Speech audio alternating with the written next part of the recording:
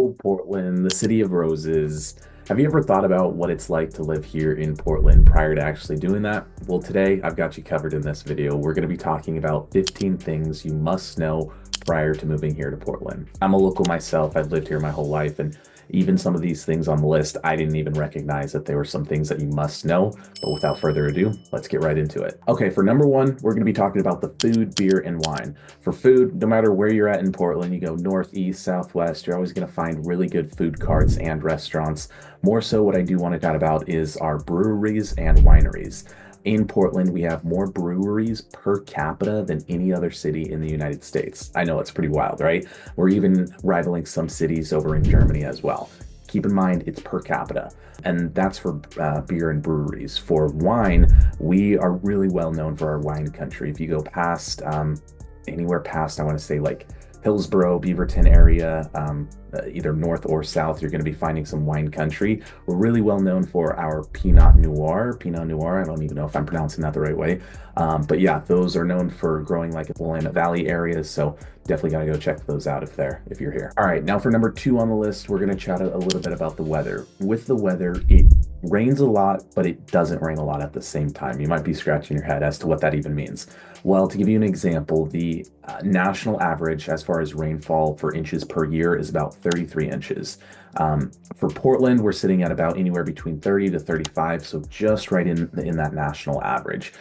Today, it's a pretty overcast, gloomy day. It has been rainy. Yesterday was about 60 degrees. It was probably the warmest day of the year that we've had. Keep in mind, we are just in the beginning of March, and 2 or 3 weeks ago, it was snowing maybe 2 or 3 days in a row. So we get more so overcast and gloomy days than we actually do get rain. But then once kind of May and summer comes, then we start to get that sunshine. All right, and for number three on the list, we're going to chat a little bit about taxes. In Oregon, there's no sales tax, right? That's awesome. Well, there is some income taxes.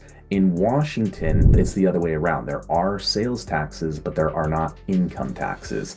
Now, if you live in Washington and you work in Oregon, you still have to pay the income taxes, even though that you live in Washington. So you can't double dip. Now, if you live in Washington and you don't have, and you work there as well, you can come do your shopping over here in Oregon, and that way you're not paying your sales taxes. But don't expect to live in Washington, work in Oregon, and then not have to pay that income tax. I know that can sometimes be a common misconception with buyers that are coming in as well. So we help and work with a ton of buyers and sellers as well. So if that is something that you guys are interested in, drop a comment, give us a call, give us a link or whatever you need. All right, now for number four on the list, we're going to talk about gas and pumping your own gas. A few years ago, it used to be a law that you weren't allowed to pump your own gas. Now the laws have changed. You can pump your own gas now. Oftentimes there are attendants at the gas stations that still will pump your gas if they're there. Sometimes the gas stations will have like a full service and then half service line as well. So if it's full service, that means you can they'll pump your gas for you. Some people like their gas to pump for them. Me personally, I just like to pump my own gas, get in, get out, and I'm done. So for that, then I'll go into the half service side and then just kind of get in and get out that way. So some people do like it, some people don't, but certainly something to keep in mind. Now, Portland also has Powell's Books. You're probably wondering what that is. Powell's Bookstore. It's a library. It's actually the largest library in the world. It's about 68,000 square feet, and then it's 3 stories tall. There's like 3,500 different selections or genres as far as books. I believe there's a coffee shop inside or nearby, and a lot of the locals and people like to go in, just kind of like a hangout place. So definitely a good place to check out if you're down here visiting. Now, not only does Portland have the largest bookstore, but we also have the largest national urban park in the United States. It's called Forest Park. Forest Park has over 5,200 acres of space, and then over 80 miles of trails and greenery as well. A lot of the locals will like to walk there, take their dogs out for a walk, or just kind of go out for a cool Sunday walk as well, just to kind of do whatever. So you'll definitely have to check that place out if you're here. Now, speaking of trails, bike riding, and forests and whatnot, Portland itself, like in the actual inside of Portland, has over 300 miles of bike riding trails. It's not uncommon to see people on their bikes just like out in the middle of traffic, as that's a lot of the ways how people commute to work. It's A lot of bike riding, either when people get home, they'll walk to the grocery store, walk what they can or need to, because either the distance is short enough or traffic can sometimes just be bad enough around rush hour that it's just easier and simpler just to walk. But in Portland in general, there's plenty of bike riding trails for lots of family activities and whatnot. So definitely have to check that out as well. Alrighty, now getting into the nightlife a little bit. I mentioned earlier that Portland has the most breweries per capita. We also have something else per capita that I'm sure many of you wouldn't guess. Believe it or not, it's the most strip clubs per capita in the United States. That's right. Portland has the most strip clubs per capita in the United States. The age, I want to say, is 18 and above that you do have to go.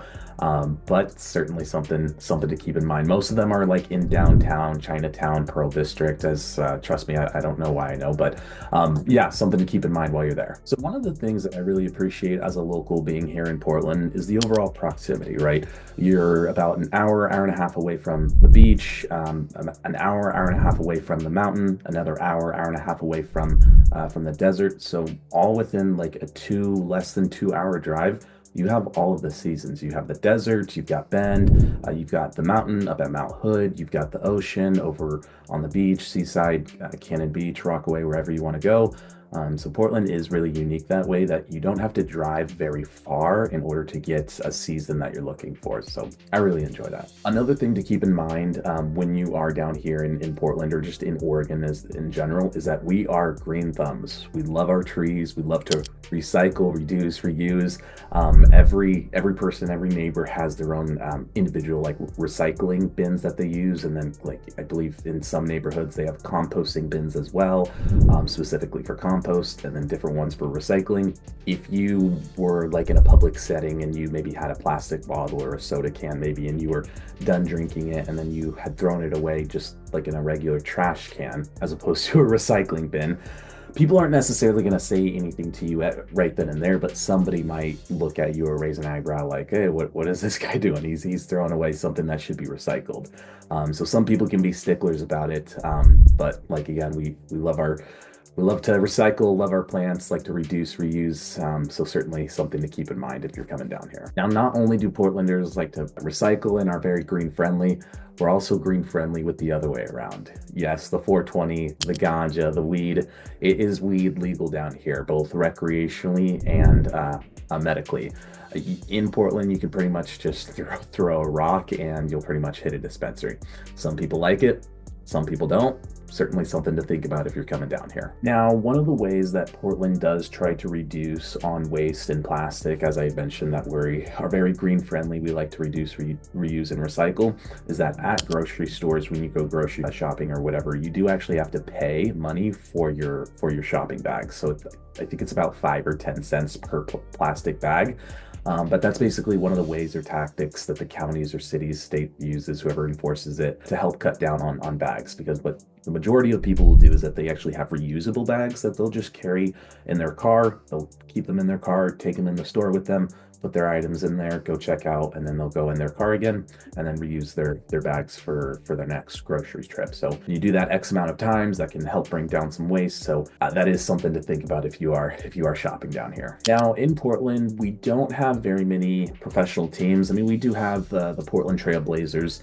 We don't have an NFL team or an MLB team. A lot of the culture actually comes from the Portland Thorns, the women's soccer team, and the Blazers as well. Portland Trail Blazers, don't misunderstand me, but even here being as a local, the Portland Thorns are kind of like where a lot of the hype is at least where I hear it. I think maybe they've just around for not as long as the Trail Blazers, and the Blazers have been around a little bit longer and maybe haven't done as well as the women's soccer. I've heard some people say that the women's soccer games are better than the Blazer games. Who knows? That's just what I hear, but definitely have to go check those out if you're here. Okay, now get this. Not only does Portland have the largest urban park in the United States, the largest bookstore in the United States, but we also have the smallest park in the world. That's right, it's called Mill Ends Park. It's very small. It's just like a little circular area with a tree in the middle where cars kind of go in between. You'll have to check it out. You can really miss it if you do drive by it. Some people don't even know that it is a park, but yeah, you'll have to check that out if you're here as well. All right, now last but not least, we're going to talk a little bit about skiing. With Mount Hood being so close to Portland, it's only about an hour and a half, maybe two with traffic. Of course, got to incorporate the skiing. There's the Ski Bowl, which has the largest night skiing operation in the United States. I want to say it's just under 1,000 acres, like 960, 980 square acres. So definitely have to check that out. And then Timberline Lodge as well also has the only skiable glacier in the United States as well. I used to work at that Timberline Lodge and taught kids how to ski and whatnot. So I love that area. Definitely have to come check it out there as well. Now, if you guys have any questions, thoughts, or concerns on the market, the real estate market, what's happening here in Portland, drop a comment, give us a call, shoot us an email, do anything you got to do to make sure that we're popping up in your notification center, and we will reach out. Other than that, we will see you next time.